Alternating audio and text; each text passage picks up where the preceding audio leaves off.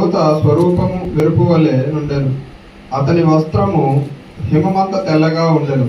అతనికి భయపడే వలన కావలి వారు వణికి చచ్చిన వారి వలె నుండిరి. దూత ఆ స్త్రీలను చూచి, మీరు భయపడకుడి, సిలువ వేయబడిన యేసును మీరు వెతుకుచున్నారని నాకు తెలియను. ఆయన ఇక్కడ లేడు, తాను చెప్పినట్టే ఆయన లేచి ఉన్నాడు. రండి, ప్రభు పండుకొనిన స్థలము చూచి త్వరగా వెళ్ళి ఆయన మృతుల్లో నుండి లేచి ఉన్నాడని ఆయన శిష్యులకు తెలియజేయడి. ఇదిగో, ఆయన గలిలయలోనికి మీకు ముందుగా వెళ్ళుచున్నాడు, అక్కడ మీరు ఆయన్ను చూతురు. ఇదిగో, మీతో చెప్పితినెను. వారు భయముతోనూ మహానందంతోనూ సమాధి యొద్ద నుండి త్వరగా వెళ్ళి ఆయన శిష్యులకు ఆ వర్తమానము తెలుప పరిగెత్తుచుండగా యేసు వారిని ఎదుర్కొని, మీకు శుభమని చెప్పెను. వారు ఆయన యొద్దకు వచ్చి ఆయన పాదములు పట్టుకొని ఆయనకు మ్రొక్కగా, యేసు, భయపడకుడి, మీరు వెళ్ళి నా సహోదరులు గలిలయకు వెళ్ళవలననియు వారక్కడ నన్ను చూతురనియు వారికి తెలుపుడనెను. వారు వెళ్ళుచుండగా కావలి వారిలో కొందరు పట్టణంలోనికి వచ్చి జరిగిన సంగతులన్నిటినీ ప్రధాన యాజకులతో చెప్పిరి. కాబట్టి వారు పెద్దలతో కూడి వచ్చి ఆలోచన చేసి ఆ సైనికులకు చాలా ద్రవ్యం ఇచ్చి, మేము నిద్రపోవచ్చుండగా అతని శిష్యులు రాత్రి వేళ వచ్చి అతన్ని ఎత్తుకొని పోయిరని మీరు చెప్పుడి. ఇది అధిపతి చెవిన పడిన ఎడల మేమతన్ని సమ్మతిపరిచి మీకేమీ తొందర కలగకుండా చేతుమని చెప్పిరి. అప్పుడు వారు ఆ ద్రవ్యం తీసుకొని తమకు బోధింపబడిన ప్రకారం చేసిరి. ఈ మాట యూదులలో వ్యాపించి నేటి వరకు ప్రసిద్ధమై ఉన్నది. 11 మంది శిష్యులు యేసు తమకు నిర్ణయించిన గలిలయలోని కొండకు వెళ్ళిరి. వారు ఆయన్ను చూచి ఆయనకు మ్రొక్కిరి గాని కొందరు సందేహించిరి. అయితే యేసు వారి యొద్దకు వచ్చి, పరలోకమందును భూమి మీదను నాకు సర్వాధికారం ఇయ్యబడి ఉన్నది. కాబట్టి మీరు వెళ్ళి సమస్త జనులను శిష్యులుగా చేయడి. తండ్రి యొక్కయు కుమారుని యొక్కయు పరిశుద్ధాత్మ యొక్కయు నామంలోనికి వారికి బాప్తిసం ఇచ్చుచు, నేను మీకు ఏ ఏ సంగతులను ఆజ్ఞాపించితినో వాటన్నిటినీ గైకొనవలనని వారికి బోధించుడి. ఇదిగో, నేను యుగ సమాప్తి వరకు సదాకాలము మీతో కూడా ఉన్నానని వారితో చెప్పాను. వాక్యం చదివిన సోదరుడు వందనాలు. మన మధ్యలో ప్రసాద్ గారు వచ్చి వాక్య నడిపింపు కొరకు ప్రార్థన చేస్తారు.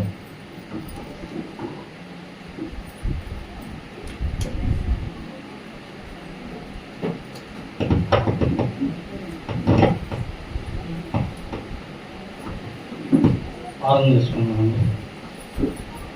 మోహనకడ మమ్మల్ని మిత్రిగా ప్రేమించిన మా ప్రియ పౌరులందరికీ అయా నీ పరిశుద్ధ నామని పొందనము నాయన. తండ్రి, ఇప్పుడు వరకు ప్రభా నేను పాటల ద్వారా తండ్రి నిన్ను మైంపరుచుకొని నాయన, ఇప్పుడు నీ యొక్క వాక్యాన్ని ప్రభా తండ్రి, నీ యొక్క రెస్పెండ్ ప్రభా ఆ బిడ్డ తండ్రి నాయన బలంగా వాడుకోండి, బలపడుతుంది అయా. మరి తల్లి ప్రతి ఒక్కటి నాయన చెప్పేది ప్రభావ మరి మీరు గ్రహించిన తండ్రి, మరి నాయన దాన్ని మాదిరిగా ప్రభావ మరి ఇతరులకు నాయన బోధించే మనసును గ్రహించండి ఇవ్వ తండ్రి నాయన. ఇప్పటివరకు ప్రభావ చాలా మంది బిడ్డలు రాలకున్నారు తండ్రి. మరి ఆ బిడ్డలందరూ నాయన మరి సాతాను బందే కావాలని గెలిపించే ప్రభావ మరి నీ యొక్క మందిరానికి నాయన తోడుకుంటాండి ప్రభావ. ఈ మందిరం అంతా నింపండి నాయన. నీ యొక్క దైవజనుడు ప్రభావ బలంగా వాళ్ళకు వాడుకోండి ప్రభావ. ఆయా అన్ని విషయాల్లో ప్రభావ మీ శక్తి పిలిచిన ఆయన మీరే మహిమను ఘనతను ప్రభావం పొందమని మా ప్రభైన మా రక్షణ మీ ప్రియకుమారుడైన యేసు క్రీస్తునామమున వేడుకుంటున్నాము తండ్రి. ఆమేన్. Thank you. ప్రార్థనలో నడిపించిన సోదరులకి వందనాలు. దేవుని ఆరాధించడానికి వచ్చిన మీ అందరికీ నా హృదయపూర్వకమైనటువంటి వందనాలు తెలియజేసుకుంటున్నాను. అందరికీ వందనాలు.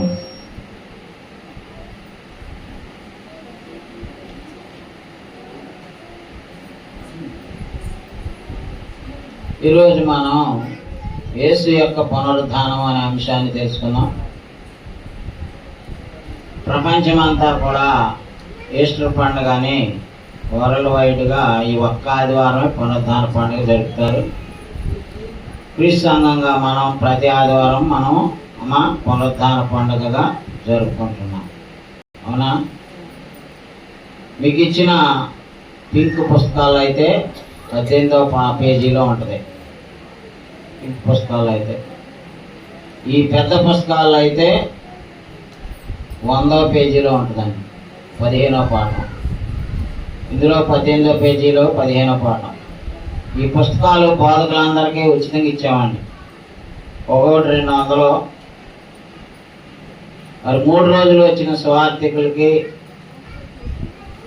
వచ్చినటువంటి వాళ్ళకి చాలా అద్భుతంగా ఉన్నాయని పుస్తకాలు తీసుకెళ్ళారండి. అడిగి ఇంకా కొన్ని కావాలని చెప్పారు.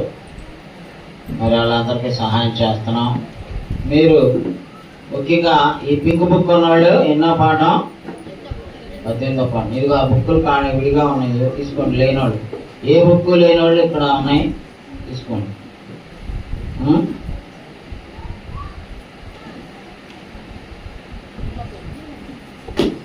అమ్మకి ఈ సహోదరికి ఇప్పుడే మనకి నువ్వు అయితే దురుపుకోండి, పురుగులు ఉంటే అయ్యి మనకు అర్జెంట్కి గుడి పాడేయాలి. వెనకాల మనం చక్కగా కట్టుకుని వాళ్ళు వెనకాల నీళ్ళు పోతున్నారు. అక్కడ మన గోడ సందు ఉంది. ఆ సందులో వాళ్ళు నీళ్ళు వర్షం కురిసిన ఆ రాళ్లలో చిప్స్లో నీళ్లు పడి కింద నా పుస్తకాలన్నీ చీదలు పడిపోతున్నాయండి. పొద్దునే చూసా బుక్లు, ఎంతో బాధ కలిగింది నాకు. ముందు అర్జెంటుగా దీన్ని పడేసి మనం స్లాబ్ వేసి పైన ఆరాధన చేసుకోవాలనేది నా కోరిక. మరి లక్ష్మణరావు గారు ఏం చేస్తారో, మీరందరూ ఏం చేస్తారో నాకు తెలియదు. నా దగ్గర ఉన్న డబ్బులన్నీ మీకు ఇచ్చేస్తా. మా ఫ్యామిలీ తరఫున 5 లక్షలు వాగ్దానం చేసాం. అది సెప్టెంబర్ 1st వీక్లో ఇచ్చేస్తా. ఎందుకంటే పైదానికి స్లాబ్కి మీరు డబ్బులు ఇచ్చారు కదా, 2.5 లక్షలు. దానికి డబల్ వేసి 5 లక్షలు నేను సెప్టెంబర్ 1st వీక్లో ఇచ్చేస్తా. మిగతా కార్యక్రమాన్ని సోదరు చెప్తుంది. అమ్మాయి అన్నయ్య పడయి, ఈ ఎండాకాలం ఈ రేకుల షెడ్లు ఏం చేస్తాం, పడయి అదే అయిపోతే దేవుడు చేస్తాడంటుంది. ఆమె చెప్పండి, పడేద్దాం. కడితే కట్ట దేవుడు అయితే చేపలు ఆరాధిద్దాం, లేకపోతే మళ్ళీ ఏదో ఒకటి చేద్దాం. దేవుని యొక్క కృప మనందరి మీద ఉండబట్టి మనం ఎన్నడూ చేయలేనంత గొప్ప స్వార్థ సభలు చేశాం. ఎవరో కూడా మిస్ అవ్వకుండా బోధకులు అందరూ వచ్చారు, వాక్యం అందించారు. వాక్యం చెప్పిన బోధకులకి మనం ఎప్పుడు ఇవ్వనంత ఘనమైన కానుకలు ఇచ్చాం. వచ్చిన 3 రోజులు వచ్చిన సేవకులకు కానీ, పేదరాన్ని ఇంట్లో వచ్చిన సేవకులకు కానీ ఘనంగా మనం భోజనాలు ఘనంగా పెట్టాం. అలాగే వాళ్ళకి ఎవ్వరు బాధపడకుండా ఒక్కొక్కరికి వచ్చిన ప్రతి వాళ్ళకి 3 రోజులు వచ్చిన 3 రోజులు 3,500 చొప్పున ఇచ్చాం. మామూలుగా వచ్చిన వాళ్ళకి, వాక్యం చెప్పిన వాళ్ళకి 5,000 పైన ఇచ్చాం. ఆటోలకి ఇచ్చాం, అనౌన్స్మెంట్లకి ఇచ్చాం. ఇవన్నీ మీరు నా చేతికి ఇచ్చిన డబ్బులండి. అన్నీ అవదేశా, మీరు ఇస్తా ఉన్నారు, నేను అవదేశా. ఇంకో 9,000 ఉన్నాయి బ్యానర్లకి, ఫ్లెక్సీలకి కట్టాలన్నాడు జాషువా, అవి కూడా ఆయనకి ఇచ్చేస్తా. మీటింగ్ అప్పులు లేకుండా జరిపారు. ఎవరు? వాళ్ళు అక్కడ మొత్తం ఖర్చు అంతా ప్రసాద్ గారు, మహేష్ వాళ్ళ కుటుంబమే పెట్టుకుంటామన్నారు. మరి అక్కడ వాళ్ళ సంగతి నాకు తెలియదు. వాళ్ళు ఎన్ని లక్షలు పెట్టారు నాకు తెలియదు. వాళ్ళు చూసుకున్నారు కాబట్టి మనం 2 లక్షలు అయినట్టు రెండు ఇది చూపిస్తున్నాడు, చంద్రబాబు నాయుడు చూపిస్తున్నట్టుగా 2 లక్షలు అయినాయి కదా, దేవుడు 20 లక్షలు ఇస్తాడులే. 100 రెట్లు వేయాలని ప్రార్థన చేద్దాం. ఎవరు ఏమి ఇచ్చారనేది లిస్ట్ రాసా, అవి మీరు ఇచ్చారు, నేను అవదేశా. అవి చెప్పడం కూడా అంత భావ్యం కాదు కాబట్టి లిస్ట్ నా దగ్గర ఉంది. మరి మీటింగులు జరిగాయి, కానీ ఈరోజు పునరుద్ధాన పండుగ కాబట్టి ఆ పునరుద్ధాన పండుగ గురించి, పునరుద్ధానం గురించి, మన పండుగ ప్రజాద్వారం పునరుద్ధాన పండుగ తీసారా? బుక్కులు లేని వాళ్ళు తీసుకున్నారా? ఏమా అపోస్తుల కార్యం 13:33 చూడండి. అక్కడ క్రీస్తు వారి యొక్క పునరుత్థానాన్ని గురించిన ప్రవచనాల గురించి దావీదు గారు ప్రవచించారండి. యోషియా గారు ప్రవచించారండి. యేసు క్రీస్తు వారి యొక్క మరణం, సమాధి, పునరుత్థానం అవన్నీ అప్పటికప్పుడు అనుకొని చేసినవి కాదండి. చూడండి 33 వచ్చిన దేవుడు యేసును లేపి అదిగోండి, దేవుడు యేసును లేపి పితరులకు చేసిన వాగ్దానమును తన పిల్లలకు నెరవేర్చి ఉన్నాడని మేమును నీకు సువార్త ప్రకటించున్నాము. అలాగే నీవు నా కుమారుడవు, నేడు నేను నిన్ను కంటిని అని 2వ కీర్తన యందు రాయబడి ఉన్నది. మరియు ఇక కుళ్ళు పట్టకుండా ఆయనను మృతులలో నుండి లేపుటను బట్టి దావీదునకు అనుగ్రహించిన పవిత్రమైన వరములను మీకు అనుగ్రహించును అని నమ్మకములైనవని చెప్పాను. కాబట్టి వేరొక కీర్తన యందు నీ పరిశుద్ధిని కుళ్ళు పట్టనీయవని చెప్పుచున్నాడు. దావీదు దేవుని సంకల్పం చొప్పున తన తరము వారికి సేవ చేసి నిద్రించి తన పితరుల ఎదురు చేర్చబడి కుళ్ళిపోయాను గాని దేవుడు లేపిన వాడు కుళ్ళు పట్టలేదు. ఏమా ఇక్కడ 33 నుంచి 37 వరకు ఏమన్నాయంటే దావీదుని కంపేర్ చేస్తున్నాడు, యేసు ప్రభువుని కంపేర్ చేస్తూ చెప్తున్నాడు. దావీదు కుళ్ళు పట్టి చచ్చిపోయి సమాధిలో చేపడ్డాడు, కుళ్ళు పట్టి చచ్చిపోయాడు. ఇప్పుడు పెద్దయ్య గారు ఫిబ్రవరి 13 చచ్చిపోయారు, ఆయనే సమాధి ఆయన కుళ్ళు పట్టి చనిపోయాడు. లేచాడా?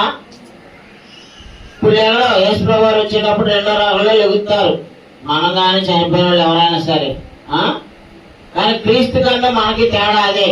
మనం చచ్చిపోతాం, సమాధి చేపడతాం, తిరిగి లెగుతాం. చాలా మంది చచ్చిపోయిన వాళ్ళ పరిస్థితి అంటే చావబోయే మన గురించి కూడా అంతే. So we must die and perish. మనం చనిపోతాము, కుళ్ళిపోతాం. ఇక్కడ దావీదు కూడా ఏం చేశాడంటే, దావీదు ఎంతటి మహావీరుడు, యుద్ధ వీరుడు, యోధుడు. అలాంటి దావీదు కూడా ఏం చేశాడమ్మా? చనిపోయాడు, కుళ్ళిపోయాడు. కానీ యేసు ప్రభు ఏం చేయలేదు. అది నీ పరిశుద్ధిని కుళ్ళు పట్టనీయలేదు. అంటే కుళ్ళిపోలేదు ఆయన దేహం.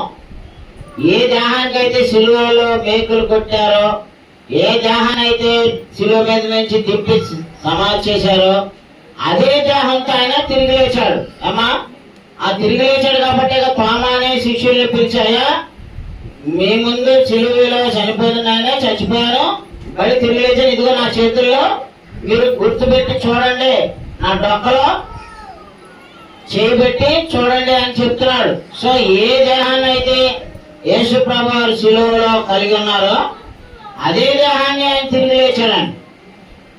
మరి ఇప్పుడు కీర్తన గ్రంథం 16:8 చూడండి అమ్మా. మీరు ఆ బుక్ లో చూసుకొని వెంటనే తీసేయొచ్చుగా, చదివేమా మళ్ళీ ఇంకో ఆలస్యం ఎందుకు? మీకు చేతుల్లో పుస్తకాలు ఉన్నాయిగా శ్యామ్ గారు, మీరు చదవండి 16:8 నుంచి. అక్కడ కూడా క్రీస్తు పునరుత్థానాన్ని గురించేనండి. కీర్తన గ్రంథం 16:8 నుంచి. సదాకాలము యెహోవా యందు నా గురి నిలుపుచున్నాను. సదాకాలము యెహోవా యందు నా గురి నిలుపుచున్నాను. ఆయన కుడి పార్శ్వమందు ఉన్నాడు కనుక నేను కదల్చబడను. అందువల్ల నా హృదయం సంతోషించున్నది, నా ఆత్మ హర్షించున్నది, నా శరీరము కూడా సురక్షితంగా లభించున్నది. ఎందుకనగా అది 10వ వచనం పాడండి ఏమా. ఎందుకనగా నీవు నా ఆత్మ పాతాళములో విడిచిపెట్టవు అని. ఈ కీర్తన రాసింది దావీదైనా, అది ఇలా చదివాడు ఫస్ట్. ఆ కీర్తన రాసింది దావీదైనా, దావీదు తన గురించి రాశాడు, రాయలా యేసు ప్రభు వారి గురించి రాశాడు. దావీదు చచ్చిపోయాడు, సమాధిలో కుళ్ళిపోయాడు, ఆయన చరిత్ర అందరికీ అయిపోయింది. కానీ యేసు ప్రభు వారు ఇది 10వ వచనం మళ్ళీ చదవన్నాయా. ఎందుకనగా నీవు నా ఆత్మను పాతాళములో విడిచిపెట్టవు, నీ పరిశుద్ధిని కుళ్ళు పట్టనీయవు, జీవ మార్గమును నేను నాకు తెలియజేసేదవు. నీ సన్నిధిని సంపూర్ణ సంతోషము కలదో, నీ కుడి చేతిలో నిత్యము సుఖములు. కాబట్టి నా ప్రియ సహోదరి సహోదరులారా, మన యేసు ప్రభువారు పాతాళంలో విడిచిపెట్టబడలేదు. ఆయన శరీరము సమాధిలో కుళ్ళిపోలేదు. దాన్నే పేతురు గారు తన పెంతెకోస్తు పండుగలో ఫస్ట్ గాస్పెల్ మెసేజ్ లో, మొదటి సువార్త ప్రసంగంలో, అపోస్తలుల కార్యాలు 2:24 నుంచి చూడండి.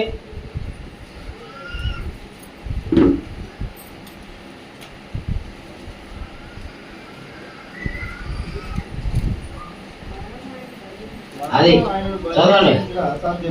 చదవండి అయ్యా.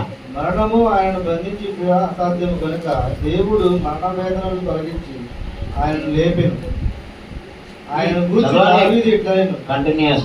ఎల్లప్పుడూ నా ఎదుట ప్రభువును చూసుకుంటుంది. ఆయన నా కుడిపార్శ్వమున ఉన్నాడు కనుక నేను తలంచబడను.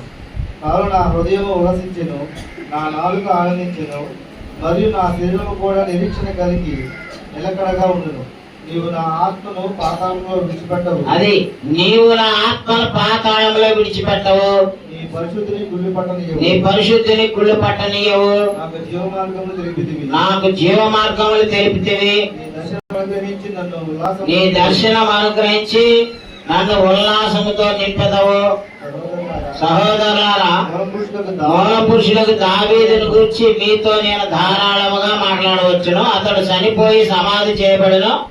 అతని సమాధి నేటి వరకు మన మధ్య ఉన్నది. అతడు ప్రవక్త ఉండేను కనుక అతని గర్భఫలములో నుండి అతని సింహాసనం మీద ఒకరు కూర్చుండబెట్టుదును అని దేవుడు తనతో ప్రమాణపూర్వకముగా ఒట్టు పెట్టుకునే సంగతి అతడు ఎరిగి, క్రీస్తు పాతాళములో విడువబడలేదని, ఆయన శరీరము కుళ్ళిపోలేదని దావీదు ముందుగా తెలుసుకొని ఆయన పునరుత్థానమును గురించి చెప్పును. ఈ యేసును దేవుడు లేపెను, దీనికి మేమందరము సాక్షులు. అది అపోస్తలులు అందరూ చూశారండి. క్రీస్తు ప్రభువు తిరిగి లేచాక అపోస్తలులు అందరూ చూశారండి. ఆయన పునరుత్థాన ప్రత్యక్షతల గురించి వచ్చే ఆదివారం మాట్లాడుకుందాం. ఇవాళ పోలీ రిజరెక్షన్ గురించి మాట్లాడుకుందాం. యేసు ప్రభు వారి యొక్క పునరుత్థానం సత్యము. ఆ పునరుత్థానాన్ని గురించి మొదటగా విన్నవారు ఎవరో తెలుసా? యేసుక్రీస్తు వారే చెప్పారు, ప్రకటించారు, ప్రవచించారని చనిపోక ముందే. మార్క్స్ వార్త 9:2 చూడండి. అక్కడ యేసు ప్రభు తన పునరుత్థానాన్ని గురించి ప్రొఫెసింగ్ అబౌట్ హిస్ రిజరెక్షన్ చూడండి. 9:2 అదిగోండి, యేసు ప్రభు వారు కూడా పాత నిబంధనలో దావీదు ప్రవచించాడు, యెషయా ప్రవచించాడు. And at the same time Yesu ప్రభువారు కూడా చావక ముందు యేసు ప్రభువారు కూడా తన పునరుత్థానం, తను చనిపోయి తిరిగి లెగుస్తానని, మృతుల్లో నుండి లెగుస్తానని చెప్పారండి.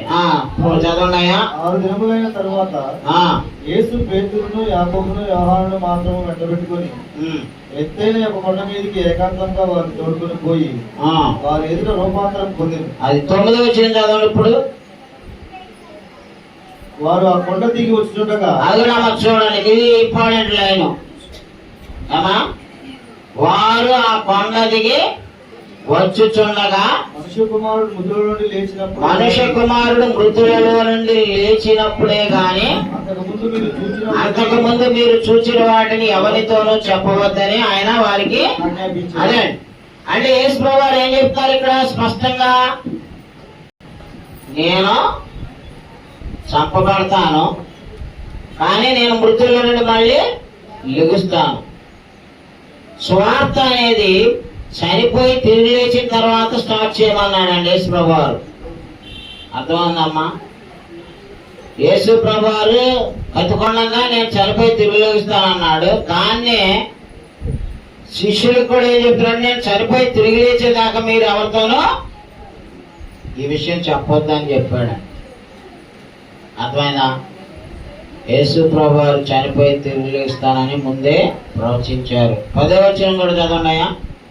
మృతులలో నుండి లేచుట ఏమిటో అని వారు ఒకరితో ఒకడు తర్కించుచు ఆ మాట మనసులో ఉంచుకొనిరి అంటున్నాడు.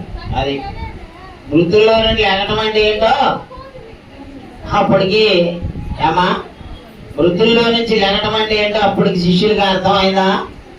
అమ్మాయి అక్క బుక్కి ఈ బుక్ పెద్ద బుక్కి చించు, అది విడిగా ఉన్నాయి ఇవ్వు, లేకపోతే కట్ చేయి. ఇదిగో మీరు అడుగు కూర్చోండి అమ్మ, ఆ కుర్చీలో కూర్చోండి, మీ మనవరాలను చూసుకోండి. కానీ ఎవరికైనా బుక్స్ లేకపోతే అడగండి. మనకి సెల్ఫ్ కూడా లేదు, ఆ సెల్ఫ్ అర్జెంట్గా తీసేయాలి. ఇది పగలగొట్టేసి అయిపోతే నా పుస్తకాలన్నీ చెదలు తినేస్తున్నాయి. వెనకాల వర్షం వల్ల నీళ్లు పడటం వల్ల అది నీళ్లు తెమ్మలోనికి వచ్చి తీసేస్తున్నారు. ఎప్పుడో పాపం మహానుభావుడు చిల్లుమంత కోటేశ్వరరావు గారు కట్టాడు ఈ అరలో. అవన్నీ ఇప్పుడు నాకు పనికిరాడు. నా పుస్తకాలు విలువైనవి, నా కోట్ల కంటే విలువైన పుస్తకాలేనండి. వాటిని తినేస్తుంది. నేను పొద్దున్నుంచి ఎంతో దుఃఖపడుతున్నా. రాత్రి చూసుకున్నా. ముందు అరలు పగలు కొట్టాలండి. ఎప్పుడన్నా ఒక పూట ఖాళీ ఉంటే ఈ అరలు తీసేయండి. ఆ బుక్లన్నీ అక్కడ పెట్టుకుంటా ఎట్లాగో అద్దెకి తీసుకున్నాం. లేకపోతే పేదలు అన్నయ్య హాల్ ఇచ్చాడు మనకి, హాల్లో మీటింగ్లు పెట్టుకోవడానికి, బైబిల్ క్లాసులు పెట్టుకోమని. అక్కడ దొరలిస్తా ఆ బుక్స్ అన్ని. ఏది మీ ఇల్లంతా నా బుక్కులతో నింపుతారనే తిట్టుకోవాకండి. కాబట్టి దేవుడు ముందే చెప్పాడండి, యేసుక్రీస్తు వారు మృతుల్లో నుంచి తిరుగులు ఇస్తారని ముందే చెప్పారమ్మ. అలాగే మత్తయి సువార్త 2వ అధ్యాయం 7వ వచనంలో చూడండి. 2వ అధ్యాయం 5 నుంచి 7 వచనాలు చదవండి. ఆయన పునరుద్ధానాన్ని గురించి ఆయనకు ముందే ప్రవచించబడిందండి. ఎవరికైతే ఈ బుక్కులు అవసరమో చెప్పండి, తీసుకోండి. అందుకు వారు యూదయా దేశముల బెత్లెహేములోనే, ఎలాగనగా యూదయా దేశపు బెత్లెహేమ, యూదా ప్రధానులలో ఎంత మాత్రమూ అల్పమైన ధనము కావు. ఇశ్రాయేలును నా ప్రజలను పరిపాలించే అధిపతి నీలో నుండి వచ్చును అని ప్రవక్త ద్వారా వాయబడినదని. అది యేసుక్రీస్తు ప్రభువారు శిలువ మీద చనిపోతే ఆయన పునరుత్థానం చెందకుండా పరిపాలిస్తాడా? ఏమా, ఆయన పునరుత్థానుడు అయ్యాడు కాబట్టి, పునరుత్థానం చెంది చనిపోయి తిరిగి లేచాడు కాబట్టి మనకి కూడా ఈ పునరుత్థాన చరిత్రని ఇచ్చాడండి. పునరుత్థానం చెందపోతే మరి బతకపోతే మనం క్రైస్తవ్యం ఉండేది అసలు. అమ్మా, క్రైస్తవ్యానికి అసలు ఆధారమే క్రీస్తు ప్రభు వారి యొక్క పునరుద్ధానం అన్నమాట. తర్వాత ఇంకోసారి కూడా యేసు ప్రభు వారు నేను 3వ రోజు లెగుస్తానని చెప్తాను. చూడండి, యోహాను సువార్త 2:19. యోహాను సువార్త 2వ అధ్యాయము 19వ వచనంలో,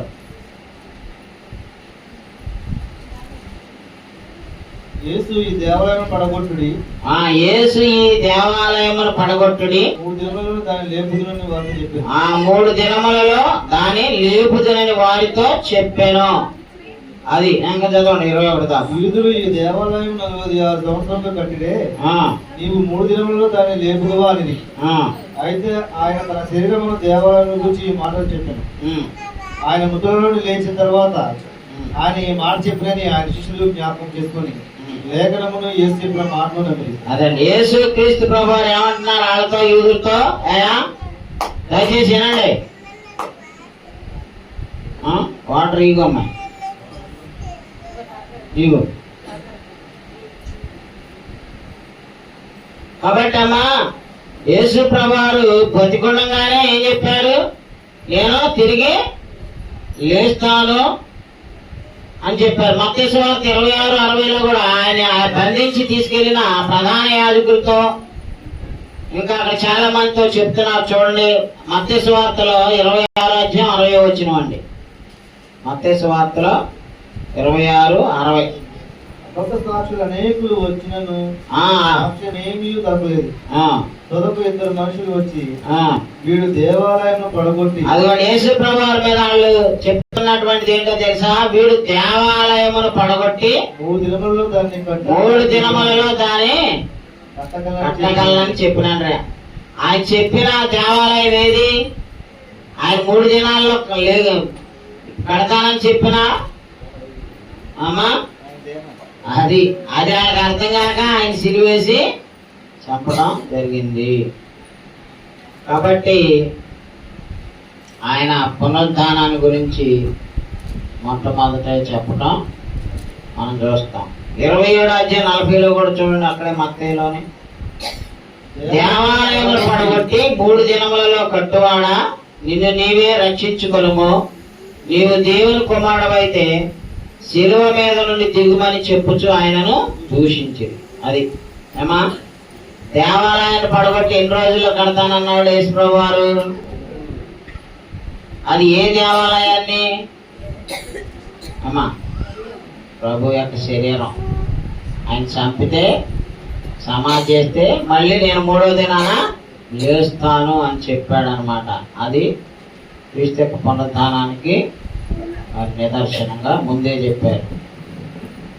క్రీస్తు ప్రభు తాను తిరిగి లేచిన రుజువులు ఇచ్చారండి. అపోస్తల కార్యాలు 1:1 నుంచి. అపోస్తల కార్యాలు 1:1 నుంచి.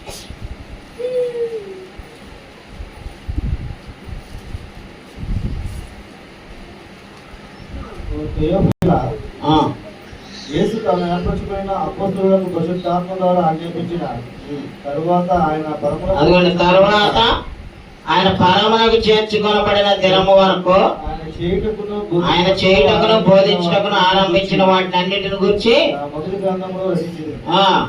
ఆయన శ్రమపడిన తర్వాత ఆయన శ్రమలు పడి మృతి నొందిన తర్వాత 40 దినముల వరకు వారికి అగపడుచు దేవుని రాజ్య విషయములను గురించి బోధించుచు అనేక ప్రమాణములను వారికి చూపి వారికి తాను సజీవునిగా.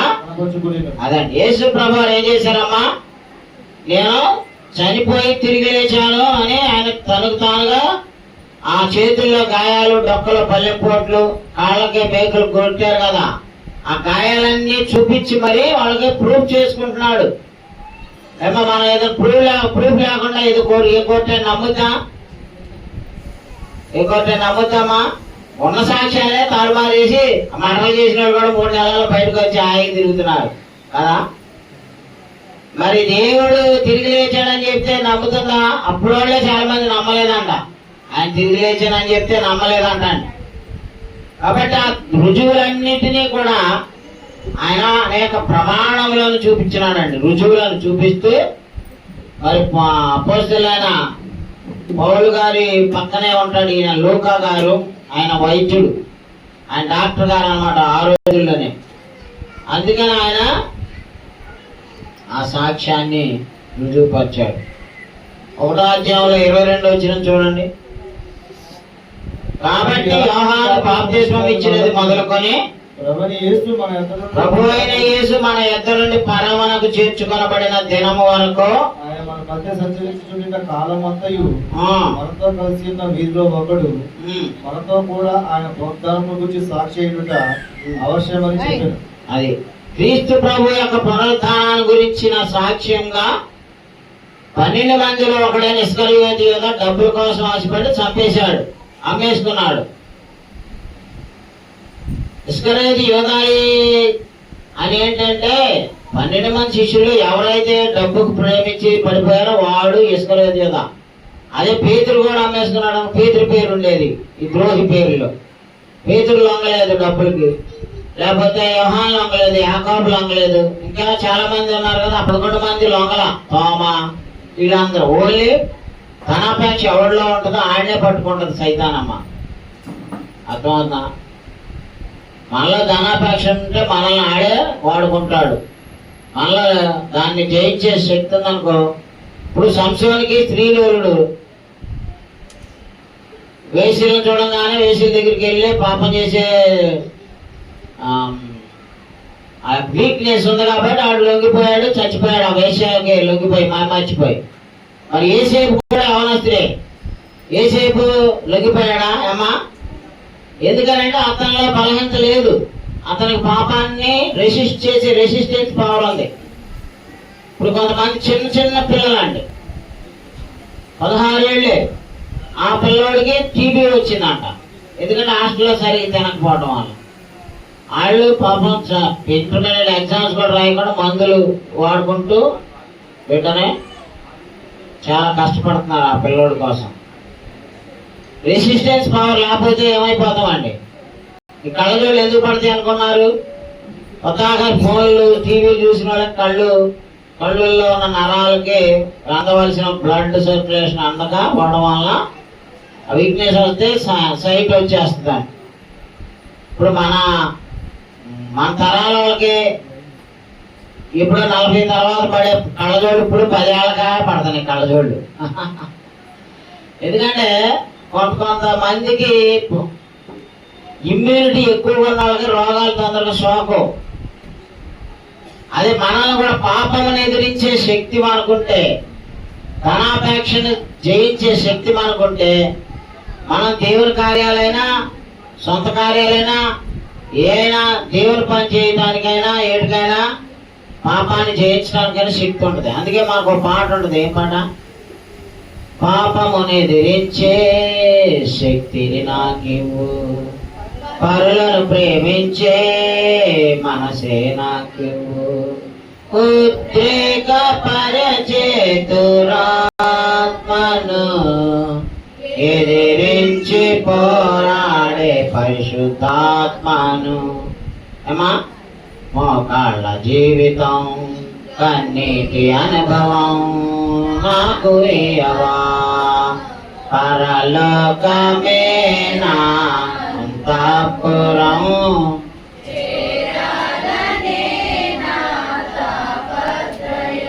కాబట్టి 12 మందిలో ఒకడిలోనే ధనాపేక్ష ఉంది కాబట్టి ఆ ఒకడినే వాడాడుకున్నాడు. పేతురులో పిరికితనం ఉంది కాబట్టి పేతురు యేసుక్రీస్తునే నేను ఎరగనని చెప్పాడు. మిగతా శిష్యులందరూ పిరుకోలేనండి. ఒకడన్నా పారిపోయారు. సిలువ వేసేటప్పుడు దగ్గర ఉంది స్త్రీలే. ఏమా? చచ్చిపోయినప్పుడు సమాధి చేస్తామని అక్కడ దూరంగా నిలిచింది చూసింది స్త్రీలే. తిరిగి లేచాక ఫస్ట్ యేసు ప్రభువుని చూసింది కూడా స్త్రీలే. పురుషులందరూ పిరికోళ్ళు, శిష్యులందరూ మేసాలు ఉన్నాయి, రోషం ఉన్న మోసగా వీరుని అది ఇదని చెప్పుకుంటారు.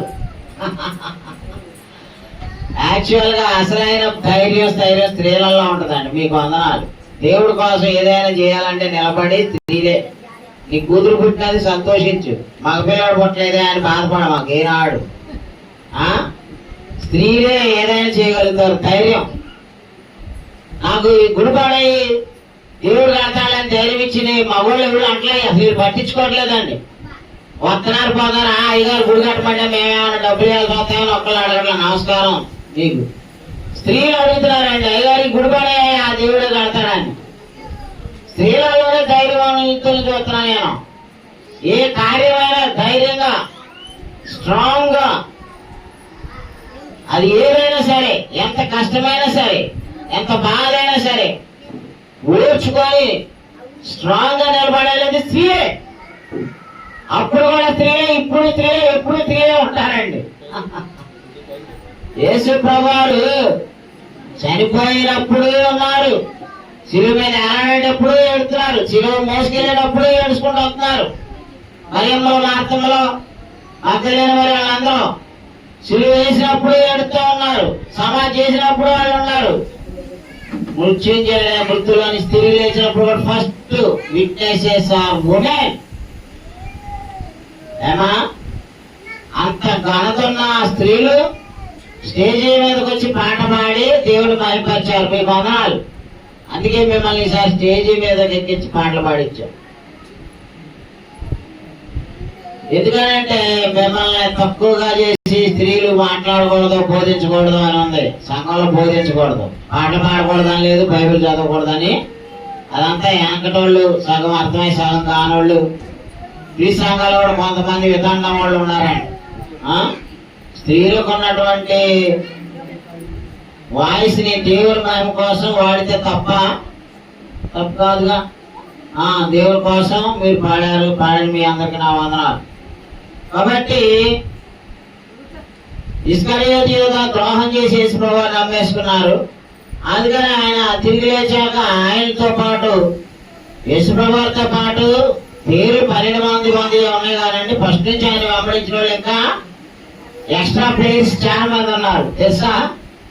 ఇప్పుడు మన జట్టు క్రికెట్ లో ఆడేది ఫైనల్ లిస్టు 11 మంది ఉంటారు. ఏమా ఇదేనండి. తిరమాడు వచ్చే వసతి పోతే పోతుంది. కానీ మీరు చూడండి అయ్యా, దగ్గర ఉన్న వాళ్ళు ఎవరో ఒకళ్ళు ఆడపిల్ల పద్దాలు తిరగకూడదు. మరి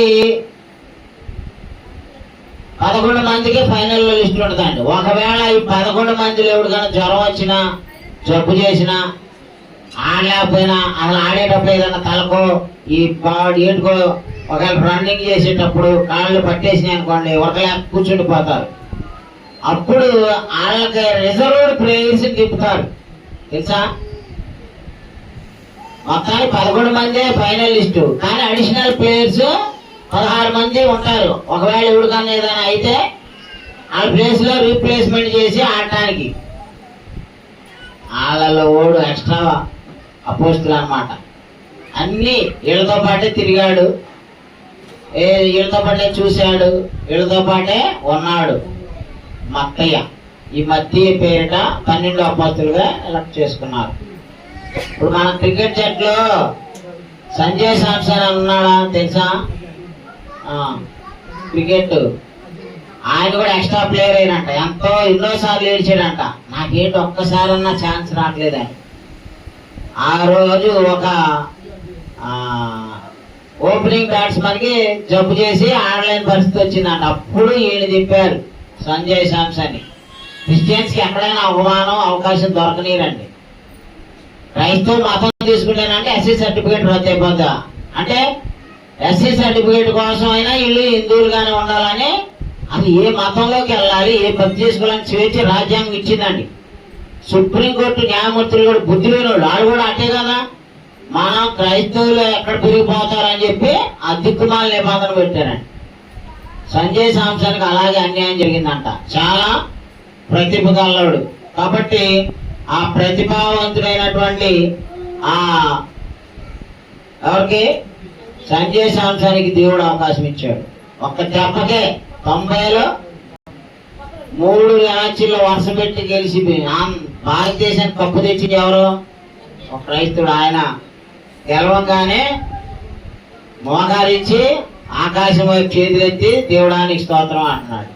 ఏమా అలాంటి ఎక్స్ట్రా ప్లేయర్ అన్నమాట. ఈ మధ్య 12 మందిలో తిరిగి లేచేదాకా ఆయన కూడా అన్ని చూశాడు. సో మధ్య అని 12 మంది శిష్యులు ఒకటిగా పెట్టుకున్నారు. రైట్. ఆ తర్వాత పునరుత్థానుడయ్యాడు యేసు ప్రభు వారు, తిరిగి లేచాడు అనడానికి అపోస్తుల కార్యంలో అపోస్తులు ఏం చేశారో చూద్దాం. 4వ అధ్యాయం 33 చూడండి. 4:33. ఇదియు కాక అపోస్తులు బలముగా ప్రభు అయిన యేసు పునరుత్థానమును గురించి సాక్ష్యం ఇచ్చిరి. దైవ కృప అందరి యందు అధికముగా ఉండే.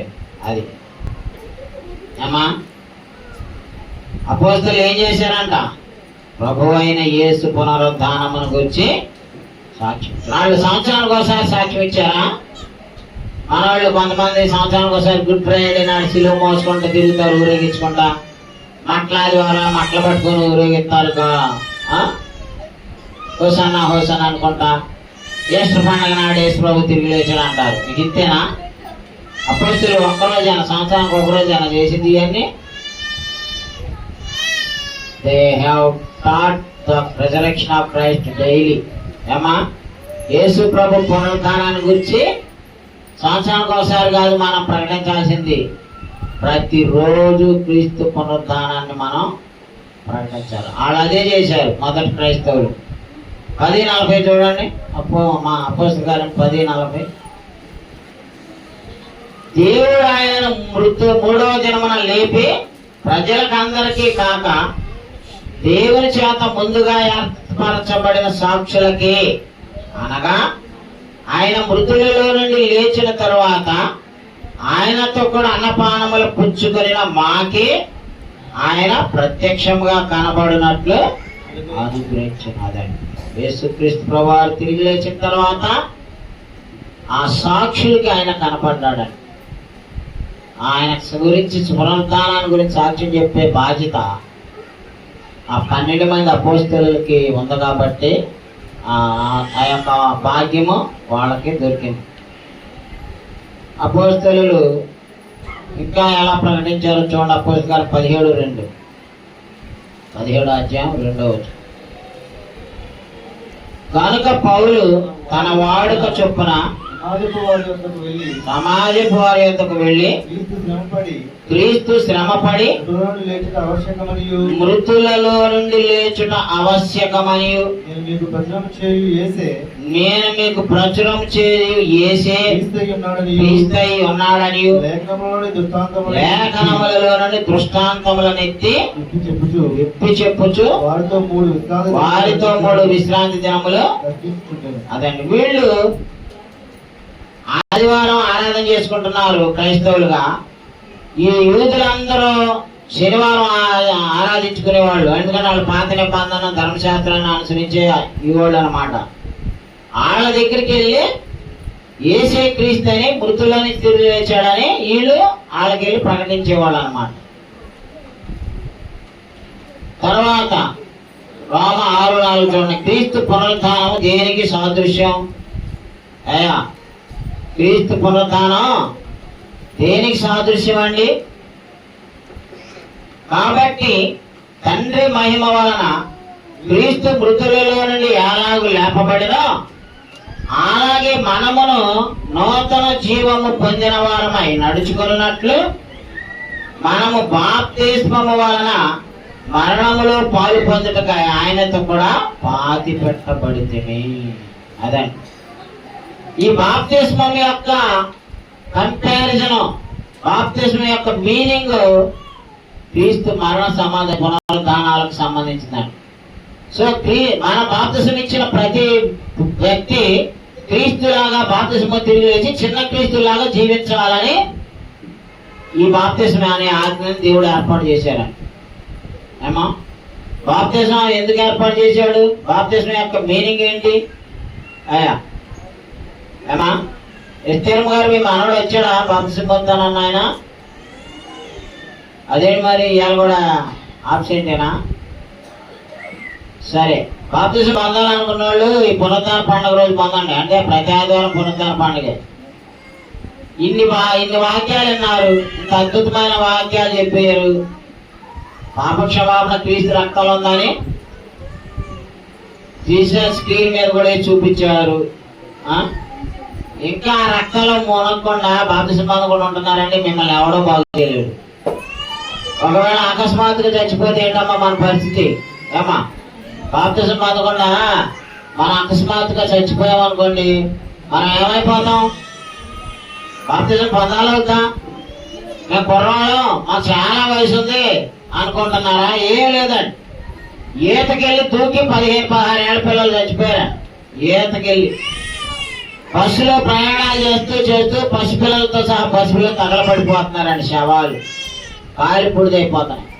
అంటే ఇంట్లో మేము అలాగే ప్రయాణాలు చేయం, విమానాలు వెళ్ళాం, స్లీపర్ బస్సులు ఎక్క మేము చావం అనుకోమాకండి. ఇంట్లో కూర్చున్నా చచ్చిపోతాం. అర్థమవుతుందా? చిన్న పిల్ల మింగేటప్పుడు గొంతుకి అడ్డం పడినా చచ్చిపోయే ప్రమాదం ఉంది. నేను ఒక్కోసారి మంది పిల్లలు వేసుకున్న క్రమంలో మంచినీళ్ళు నా దగ్గర ఉన్న వరకు వేసేసుకుంటా. అప్పుడు నాకు ఒక్కోసారి వామ్మో ఏంటి ఇది గొంతుపడి చచ్చిపోతానేమని భయం వేసిద్దండి. అర్థమైనా? ఏమా, చనిపోవడానికి డిఫరెంట్ రీజన్స్ ఉంటాయి. సావు అనేది చెప్పిరాదు. సో ఇంత వాక్యం విని ఇన్ని లక్షలు 3 లక్షలు ఖర్చు పెట్టి మీటింగ్లు పెట్టినా ఒక్క ఆత్మరక్షణ పొందకపోతే ఎంత సిగ్గుచేటు. బాప్తిస్మాలు పొందండి. ఇంకెన్నాళ్ళు? బాప్తిస్మాలు పొందని వాళ్ళు నరకానికి వెళ్తారు. బాప్తిస్మం పొందని వాళ్ళు పాప మురికితో తిరుగుతూ ఉంటారు. ఆ పాప మురికి క్రీస్తు రక్తంలో కడిగేసుకొని పవిత్రులుగా వైట్ శారీ లాగా, వైట్ పేపర్ లాగా తయారవ్వండి. సో బాప్తిస్మం పొందడంలో అంత ఆశీర్వాదాలు ఉన్నాయండి. బాప్తిస్మం పొందకపోతే అవన్నీ పోతాయి. బాప్తిసాలు తీసుకోండి అండి. క్రీస్తు పునరుద్ధానం బాప్తిస్మంలో ఉంది. ఏమా, తర్వాత ఎక్కువ వచ్చిన ఏంటయ్యా చూడండి. 4:25 రోమా 4:25. అదిగోండి, ఆయన మన అపరాధముల నిమిత్తము అప్పగింపబడి అదే మనము నీతిమంతులముగా తీర్చబడుటకై లేపబడెను. అది క్రీస్తు ప్రభువు చచ్చిపోయింది ఎందుకు? మన అపరాధాల నిమిత్తం. తిరిగి లేచింది ఎందుకు? చచ్చిపోతే పాపాలు కడగబడే కాదండి, తిరిగి లేచాడు కాబట్టి మనం నీతిమంతులుగా తీర్చబడుతున్నాం. అది గుర్తుపెట్టుకోండి. మన పాప క్షమాపణ కేవలం ఆయన రక్తం చిందించి చచ్చిపోవడంతోనే అయిపోలా. ఆయన మరణాన్ని చేసి తిరిగి లేచడం ద్వారా మనం నీతిమంతులుగా తీర్చబడుతున్నాం. ఫైనల్ విక్టరీ చచ్చిపోవడంలో లేదు, ఫైనల్ విక్టరీ రిజరెక్షన్ లో ఉంది. కాబట్టి నా ప్రియ సహోదరి సహోదరులారా, మీరందరూ క్రీస్తు పునరుద్ధానానికి సాక్షులుగా మారండి. మీ నిజ జీవితాలు అందుకు సాక్షులుగా మార్చుకోవాలి. బాప్తిస్మం కూడా క్రీస్తు మరణ సమాధి పునరుద్ధానాలకు సాక్ష్యం అండి. దయచేసి బాప్తిస్మాలు పొందండి. మీకు ఏది కావాలన్నా ఆయన అడుక్కోవచ్చు. అప్పుడు పాప క్షమాపణ, పాపాలు అడ్డం వస్తాయి దేవుడికి మనకి మధ్యలో. అప్పుడు మనం ఎన్ని ప్రార్థన చేసినా మన పాపాలు కడగబడలేదు కాబట్టి మన ప్రార్థన జవాబు పైనుంచి రాదండి. మేము ఒకటే చెప్పాం స్వాతికి, అమ్మ నువ్వు బాప్తిసం పొందు, దేవుడు నీకు బిడ్డలు ఇస్తాడని చెప్పాం. ఆ బిడ్డలు పుడితేనే బాప్తిసం పొందుతాను అనుకోవాలి. ముందే పొందింది దేవుడు ఆమెకి ఇచ్చాడు. దేవుడితో మనం అసలు ఎప్పుడు పేరం ఆడకూడదండి. నాకు ఇది ఇస్తే నేను బాప్తిసం పొందుతాను, నాకు ఆ మేలు చేయి, నేను అది చేస్తా ఇది చేస్తా, అదన్నీ రాంగు. మనం ముందు ఆయన చెప్పిన పేరు మనం చేస్తే దేవుడు నాకు అన్ని ఇచ్చేస్తాడండి. నేను ఈ ఊరు వచ్చినప్పుడు నాకు సైకిల్ మీదే తిరిగానండి. మన వాకింగ్ లో ఒక ఆయన మీటింగ్ల గురించి వచ్చాడు. ఆయన పాంప్లెట్ ఇస్తే ఆ వాకింగ్ లో డిఆర్ లో రోజుకు ఒక అరగంట వాకింగ్ చేస్తాను. ఆయన ఫస్ట్ రోజు వచ్చాడు. చాలా బాగా ఏర్పాటు చేశారండి, అంత బాగా ఓపెన్ ప్లేస్, మీకు ఎక్కడ దొరికిందండి, ఎవరు ఇచ్చారండి, అది మేము ఆడాడుతుంటే ఆ విజయలక్ష్మి ప్రెస్ వాళ్ళ అబ్బాయి రఘు చెప్తున్నాడు, అయ్యగారు ఇప్పుడు కాదండి, ఇప్పుడంటే ఈ కార్లు అని ఆయన సైకిల్ వేసుకొని తిరిగారు ఈ ఊర్లో, పిల్లల్ని వేసుకొని వాళ్ళ భార్య గారిని వేసుకొని తిరుగుతారు. అప్పటి నుంచి మాకు తెలిసిన, అంత చిన్నప్పటి నుంచి ఆయన సేవ చేసాడండి అని చెప్తున్నాడు. అప్ప అంటే నేను నాకేమనిపించింది తెలుసా, మన చుట్టూ ఉన్నవాళ్ళు మనల్ని అబ్జర్వ్ చేస్తున్నారండి. మన ఈ ఊరు వచ్చినప్పుడు మనకేం లేకపోవచ్చు, దేవుడు నాకు ఇవన్నీ ఇవ్వాలని నేను ఎప్పుడు ఆయన పీడించా. నువ్వు నా కారు నాకు టక్కి టయ్యి కోటి అలా నేను అడగకపోయినా ఆయన ఇచ్చేసాడు. దేవుడి స్తోత్రం. మీ అందరి ప్రార్థనల వల్ల అవి జరుగుతున్నాయి. అర్థమవుతున్నామా? కాబట్టి రక్షణ క్రీస్తు పునరుద్ధానం ద్వారా దొరికిందండి. పాప క్షమాపణ మనం నీతిమంతులుగా తీర్చబడే ఆశీర్వాదం బాప్తిస్మలో ఏర్పాటు చేశాడు. అది క్రీస్తు మరణ సమాధి పునరుద్ధానాలకి నిదర్శనంగా ఇచ్చాడండి. అమ్మా మళ్ళీ చదవండి, అది 4:25. ఆయన మన అపరాధముల నిమిత్తం అప్పగింపబడి మనం నీతిమంతులుగా తీర్చబట్టుకే. అదే అలాగే క్రీస్తు పునరుద్ధానానికి అర్థం ఏంటో చెప్తున్నాడండి. 1 కొరింథీ 15:20. తీడి చర్చక ఇక నేను ముగించేస్తే, ఇక నుంచి ఆరాధన 9ంటికి గుర్తుపెట్టుకోండి. అరే వారు మీ కోడళ్ళు ఈస్టర్ పండుగ కూడా రాలా, పండుగ లేదా మనకి ఎప్పుడు ఇంట్లో కూర్చోవడమేనా? ఆ పావని వీళ్ళందరూ రావాలి వేయాలి. ఇక నుంచి 9ంటికి. అమ్మ ఎన్నింటికి మన ఆరాధన? ఎన్నింటికి మన ఆరాధన? ఎన్నింటికి మన ఆరాధన? ఏ మగవాళ్ళ నోరు లేవా? అది పేతురుతో చెప్పించాడు దేవుడు. నువ్వు నన్ను ప్రేమిస్తున్నావా, నన్ను ప్రేమిస్తున్నావా అని 3 సార్లు అడిగాడు కదా. అందుకని మీతోనే చెప్పిస్తున్నా. ఆ ఆరాధన మీరు ఆగండి, వీళ్ళు చెప్పట్లా. అది ఏది చెయ్యరు, ఏది చెప్పరు.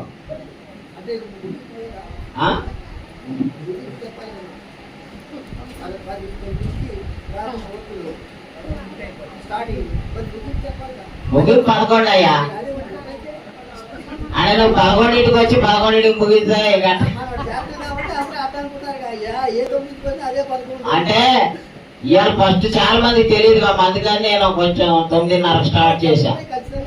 ఇక నుంచి 9ంటికి స్టార్ట్ అవుద్ది, 11ంటికి రోజు. మీరు చెప్పే పాయింట్ మంచిదే అన్న, కాకపోతే కొంచెం నాకు జాలి ఎక్కువ. కొంచెం వెనక ముందు వచ్చే వాళ్ళు కూడా చూసుకోవాలి కదా. మనం టైం టు పంక్చువాలిటీకి పోవడానికి ఇది అమెరికా వాళ్ళు టైం కాదు. మన వాళ్ళు చదువు లేని వాళ్ళు ఉన్నారు, ముసలి వాళ్ళు ఉన్నారు. కొంతమంది అమ్మగారు తలకలు పోసుకోవాలి, వచ్చి నిద్రలు పోవాలి. తలకలు పోసుకునే వాళ్ళు శనివారాలు పోసుకోండి అమ్మా. శనివారాలు పోసుకోండి కానీ ఆదివారం లేటుగా వస్తుంది. సో ముందు దేవుడు పని 9ంటికి చేసుకోండి, 11ంటికి వెళ్ళి హాయిగా వండుకోండి. వెళ్తే మార్కెట్లు 11ంటి దాకా సాయంత్రం 4ంటి దాకా ఉంటాయి. మాంసం కొట్లు, చేపలు ఉంటాయి. అదే ఫ్రిడ్జ్లు లేడు, ఎవడు లేడు. అందరికీ ఫ్రిడ్జ్లు ఉన్నాయి. ఎవరో పాపం ఈ కనకం ముసలి వాళ్ళకి లేవు, కానీ ప్రతి ఫ్యామిలీ ఫ్రిడ్జ్ ఉంది, వాషింగ్ మెషిన్ ఉంది, ఫోన్ ఉంది, టీవీ ఉంది, ఏసీగా. నిన్నే ఒకరు ప్రార్థన చేసుకుంటున్నారు వాళ్ళు పాపం. ఇందులో అంటే ఇంకెందుకు లేట్ అవుతుందో నాకు అర్థం కావట్లా. కాబట్టి ఇప్పుడు దీన్ని 15-20 క్లోజ్ చేసేస్తానేక. 15-20 ఇప్పుడైతే నిద్రించిన వారిలో ప్రథమ ఫలముగా క్రీస్తు మృతుల నుండి లేపబడి ఉన్నాడు. అదండి, క్రీస్తు మనందరికంటే ముందు మృతుల్లో నుంచి లేచారు. అలాగే కొలసి 1:18 ఉన్నాడు, సంగమ శరీరం నాకు ఆయనే శిరస్సు. ఆయనకు అన్నింటిలో ప్రాముఖ్యం కలిగిన నిమిత్తం ఆయన మృతుల్లో నుండి లేచుట వల్ల ఆయన ఆది సంబూతుడై ఉన్నాడు. చదివేశారు. ప్రకటన 1:5 ఇప్పుడు. ప్రకటన 1:5. ఆరాధన 9 గంటలకేనండి అమ్మగారు. వందనాలు. 9ంటికి రావాలి ఇక నుంచి. నమ్మకమైన సాక్షి ఆది సంబూతుడిగా లేచిన వాడును భూపతులకు అధిపతి అయిన యేసుక్రీస్తు నుండి కృపా సమాధానంలో మీకు కలుగును గాక. అది మృతుల్లోనే ఏం చేశాడమ్మా? Is the first one. ఆది సంబూతుడు అంటే ఏంటి? తిరిగి లేచి ఇంకెన్నటికీ చావకుండా ఉండేవాడు ఆది సంబూతుడు. మృతుల్లో నుంచి తిరిగి లేకటమే కాదు, ఇక ఎన్నటికీ చావు లేకుండా ఉన్నాడు ఆయన. ఇప్పుడు యేసు ప్రభువు బతుకున్న రోజుల్లో చాలా మందిని లేపారండి. యాయిరు కుమార్తె లేపాడు, ఒక విడో కుమార్తె లేపాడు, నాయన ఊర్లో ఒక విధవరాలు కొడుకు లేపాడు, 4 రోజులు సమాధిలో ఉన్నటువంటి లాజరు లేపాడు. యేసు ప్రభువు తిరిగి వాళ్ళందరూ లేపిన వాళ్ళందరూ చచ్చిపోయారు. మళ్ళీ ఇప్పుడు లాజరు బతుకున్నాడా? యాయిరు కుమార్తె బతుకుందా? నాయన ఊర్లో నుండి వచ్చి విధవరాలు కుమారుడు బతుకున్నాడు? లేదు, వాళ్ళందరూ లేపినా మళ్ళీ చచ్చిపోయారు. ఏలియా కూడా లేపాడు విధవరాల కొడుకుని, ఎలీషా కూడా లేపాడు కరురాలైన షూనేమీరాల కొడుకుని. But they are all died again. కానీ ఎప్పటికీ చనిపోకుండా ఉండేటానికి తిరిగి లేచింది ఎవరో? ఆది సంబూతుడు క్రీస్తు. అది క్రీస్తు పునరుత్థానానికి ఇంతకు ముందు చచ్చిపోయిన వాళ్ళకి తేడా అది అనమాట. క్రీస్తు పునరుత్థానం మనకి ఇచ్చిన వాగ్దానం ఏంటంటే 1 కొరింథీ 6:14 చూడండి. దేవుడు ప్రభువును లేపెను. అదే Christ resurrection is assuring our resurrection. మన ప్రభు యొక్క పునరుత్థానం మనకిస్తున్నటువంటి అభయం ఏంటి, ధైర్యం ఏంటి? మనల్ని కూడా యేసు ప్రభు వారు తిరిగి లేపుతాడు. సో యేసు ప్రభు పునరుత్థానం మనకి యొక్క పునరుత్థానానికి నిదర్శనమైంది. 1 దశలోనికాయలు 4:14 చూడండి.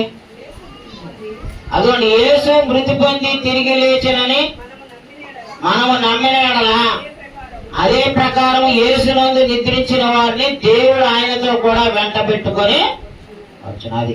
అది యేసు ప్రభువారు ఎలాగైతే తిరిగి లేచారో ఆయనలో చచ్చిపోయిన వాళ్ళని లేపుకొస్తాడు. బతుకున్న వాళ్ళు కూడా మళ్ళీ ఒక క్షణంలో కడపటి మోరం రాగానే కనురెప్పపాటులో మనల్ని కూడా బతుకుంటే యేసు ప్రభువారు వచ్చినప్పుడు మార్చుతాడు. సో ఇవన్నీ కూడా గొప్ప ఆశీర్వాదాలు అమ్మా. క్రైస్తవునికి దేవుడు ఇచ్చినటువంటి వాగ్దానాలు. కడపటి శత్రువు మరణం, దాన్ని నశింపజేసింది ఎవరండి? యేసు ప్రభు. మరణం ఆయనను బంధించుట సాధ్యమా? అసాధ్యం. మరణానికి యేసుక్రీస్తుని సమాధిలోనే ఉంచడం అసాధ్యం, సాధ్యం కాదు. ఇప్పుడు చివరిగా ప్రకటన 1:18 చదవని ముగిద్దాం. ప్రకటన గ్రంథం 1:18. అదిగోండి, నేను మొదటి వాడను గడపటి వాడను జీవించు. అది ఏం చెప్తున్నాడు ఇక్కడ? నేను మొదటి వాడను గడపటి వాడను జీవించు వాడను. అదిగోండి, మృతుడనైతిని గాని ఇదిగో యుగయుగములు సజీవుడనై ఉన్నాను. మరియు మరణం యొక్కయు పాతాళ లోకం యొక్కయు తాళపు చెవులు. అదే నేను I am the first and last. And lives for ever. ఇదిగో యుగ యుగములు సజీవుడనే ఉన్నాను, మరియు మరణం యొక్కయు పాతాళ లోకం యొక్కయు తాళపు చెవులు. 7వ వచనంలో 8వ వచనం కూడా చూడండి అయ్యా. అల్ఫాయు ఓమెగయు నేనే, వర్తమాన భూత భవిష్యత్ కాలములలో ఉండువాడను నేనే అని సర్వాధికారి ప్రభువునగు దేవుడునగు ప్రభువు సెలవిచ్చుచున్నాడు. ఏమా, యేసు ప్రభువారు వర్తమాన భూత భవిష్యత్ కాలాలలో ఉండే దేవుడు. అలాగే 7వ వచనం చూడండి. ఇదిగో ఆయన మేఘారూఢుడై వచ్చుచున్నాడు, ప్రతి నేత్రము ఆయనను చూచును, ఆయన పొడిచిన వారిని చూచెదరు, భూజనులందరూ ఆయనను చూచి రొమ్ము కొట్టుకొందురు. అవును, ఆమె. ఆయన పొడిచిన వాళ్ళు కూడా, ఆయన సిలువ చంపిన వాళ్ళు కూడా ఆయన చూస్తారు. When he comes again, second coming of Christ is waiting. మనం ప్రభురాత్రి భోజనం తీసుకుంటూ ఆయన రాకడ కొరకు ఎదురు చూస్తున్నామంటే అర్థమవుతుందా? అయ్యా, ప్రభురాత్రి భోజనం యొక్క అర్థం ఏంటి? మనం తీసుకునేటప్పుడు ఇది మనం 2000 సంవత్సరాల క్రితం చచ్చిపోయిన క్రీస్తు దగ్గరికి తీసుకెళ్తామే కాదు. ఏమా, ప్రభురాత్రి భోజనం తీసుకునేటప్పుడు, రొట్టె విరిచేటప్పుడు ఈ మనవాళ్ళ సహోదరులు ప్రార్థన చేస్తారు కదా, మధు గారు కానీ, రాజరాధం గారు కానీ, పేదరు గారు కానీ, ఎవరైనా ఆ రొట్టె తీసుకునేటప్పుడు వాళ్ళు కొన్ని మాటలు మాట్లాడతారు. అది ఏం చెప్తుంది ఆ మాటల్లో మీరు ఎప్పుడైనా గ్రహిస్తున్నారా? అసలు ఏదో పలా తీసుకొని మొక్క మింగేస్తున్నారా? అప్పుడు వాళ్ళు ఏం చేస్తారు తెలుసా? ప్రార్థనలో, యేసు ప్రభువా, నువ్వు మా కొరకు సిలువలో చనిపోయినా నీ శరీరాన్ని గుర్తుగా రొట్టెని తింటున్నావు, నువ్వు చిందించిన రక్తాన్ని గుర్తుగా ద్రాక్షారసాన్ని తాగుతున్నావు, ఈ భాగ్యం మాకు ఇచ్చినందుకు నీ స్తోత్రం అంటారు. అంటే అప్పుడు మనం ఎక్కడికి వెళ్తున్నాం? 2000 సంవత్సరాల క్రితం సిలువలో మరణించిన క్రీస్తు దగ్గరికి వెళ్తున్నాం. మన మైండ్ వెళ్తుంది. మరి ఇంకా దానిలో ఇంకొక అర్థం ఏముందో తెలుసా? ఇది ఎప్పుడు దాకా చేయాలి? సంవత్సరానికి ఒకసారా? మా సేవలు అందరూ మన గురువారం చేస్తున్నారు. ప్రభురాత్రి భోజనం ఆయన గురువారం ఇచ్చాడు, గురువారం చేయాలి. కానీ ఆయన చచ్చిపోయే ముందు చేశాడు. కానీ ఆదిమ సంఘం మొదటి శతాబ్దంలో తిరిగి లేచి కట్టబడిన క్రీస్తు సంఘం క్రైస్తవులు, మొదటి క్రైస్తవులు అయితే ప్రతి ఆదివారం రొట్టె తీసుకున్నట్టు బైబిల్లో ఉంది. ఉందా? సంవత్సరానికి ఒకసారి 40 రోజులు శ్రమల దినాలు అయ్యాక లాస్ట్ గురువారం తీసుకున్నట్టుగా ఉంది బైబిల్లో. ఈ మత్స్యాగ్రులు చేసేదాన్ని తప్పుడు విధానం అండి. అయినా నా గ్రౌండ్ లో కలిసి ఆయన 2వ రోజు రాలా, గురువారం నైట్. ఎందుకు రాలేదంటే ఆయన ఇసనపేట వాళ్ళ సంఘానికి వెళ్తారంట. మా సంఘం ప్రభు భోజనం ఎత్తుందయా, అందుకని గురువారం నైట్ వెళ్ళాము అన్నాడు. ఆర్సీఎం సిఎస్ఐ అందరూ అదే పని చేస్తారు. అంటే ఆర్సీఎం వాళ్ళు ఎక్కడ పడితే అక్కడ ఎత్తారు. జనాల దగ్గర, పెళ్లి దగ్గర, పదవాళ్ళకి ఎత్తారు.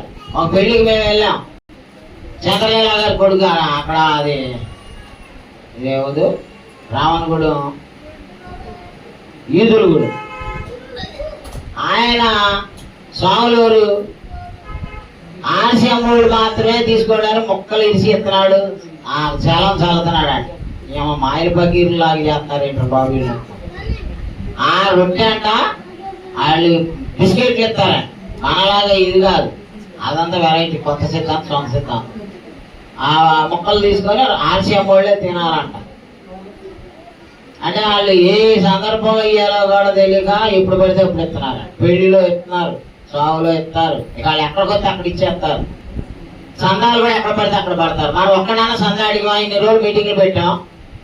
కోటీశ్వరులు సతీష్ కుమార్ వస్తాడు, ఎవరు 1,00,000 ఇస్తారు, ఏ పాలు ఎవరు 10,000 ఇస్తారు, ఎవరు 50,000 ఇస్తారని ఎలా పాడేస్తారు. అప్పుడు వీళ్ళలో ఊకరం వచ్చి ఇచ్చేస్తుంటారు. మనం ఎవడన్నా అలాంటి డబ్బా కొట్టుకొని డబ్బులు అడిగా ఉంటే అడగల.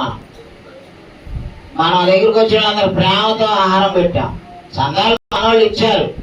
మనోళ్ళు కూడా ఈసారి పేదరాళ్ళని 10,000 ఇచ్చాడు, చంటి కరుణాలు 10,000 ఇచ్చారు. వాళ్ళు ఎవరు ప్రకాష్ వాళ్ళు 10,000 ఇచ్చారు, అమర్తల. మరి 3,000 మధు గారు ఆన్లైన్ లో పంపించారు, 2,000 ఆశీర్వాదం అన్నయ్య, 2,000 రాత్రి సత్యనారాయణ గారు పంపించారండి. ఆయనకంట తెలియలేదు, మర్చిపోయి వాళ్ళ అక్కయ్య చనిపోతే విజయవాడలో ఉన్నారండి ఇన్ని రోజులు. సో మీరు అందరు ఇచ్చారు. దాదాపు నా దగ్గర లెక్కలు ఉన్నాయి, 70-80 వేలు దాకా వచ్చినాయి. మనం చేసే కార్యక్రమానికి ఇంకొకటి అడుక్కోలేదుగా. వాళ్ళు ఒక 2 లక్షలు పెట్టారు మా మహేష్ వాళ్ళు వాళ్ళ ఫ్యామిలీ తరఫున. మనం సంఘంగా 70-80 వేలు మనం పోగు చేసాం. ఇవన్నీ బోధకులకి నా చేతి మీదకి అయిపోయినాయి. సో ఎనీవే మనం ఏ పరిస్థితిని డబ్బు కోసం కమర్షియలిజం చేయలేదు కదా. అది దేవునికి స్తోత్రం. మిమ్మల్ని బట్టి నేను గర్విస్తున్నాను. I thank you very much. God bless you. వందనాలు. మన ప్రభు చనిపోయి ఎదురు లేచిన దేవుడు ఆయన పునరుత్థానం కోసం మనం ఎదురు చూస్తాం. ఆయన రెండవ రాకడ కోసం మనం ఎదురు చూస్తానికి ప్రభురాజు పనాన్ని దేవుడు ఏర్పాటు చేశాడు. Thank you. వందనాలు. God bless you.